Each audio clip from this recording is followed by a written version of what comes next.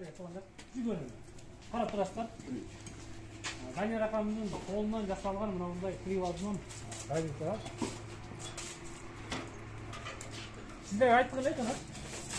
Бул сиздер көрүп турган чөп майдалаганга, пая майдалаганга кеткен мынау иним бошотуп жаткан. Азыр биз аны алып, сетканы коебуз. Андан кийин жүгөрүнү маканын ичине салып майдалап чыгарабыз.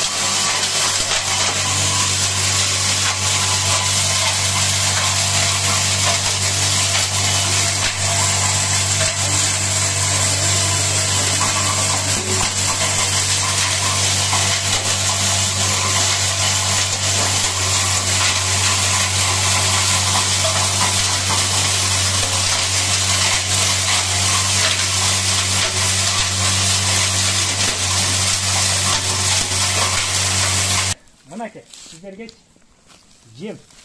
Бунуңуз баякы жем чыгарган тегирмендерден деле өтөт го дейм, Данияр ака.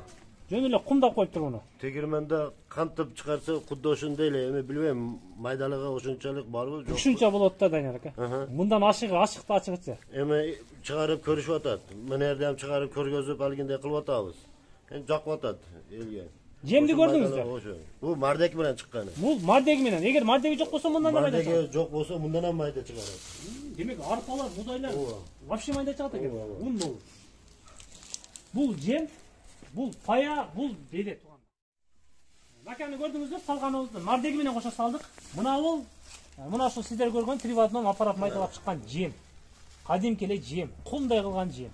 Муну бере бересиздер. Кайсыл жака десеңиздер, ошол жака иштетесиздер. Терит кылып берсем болот, аталарга кайнатып берсем болот.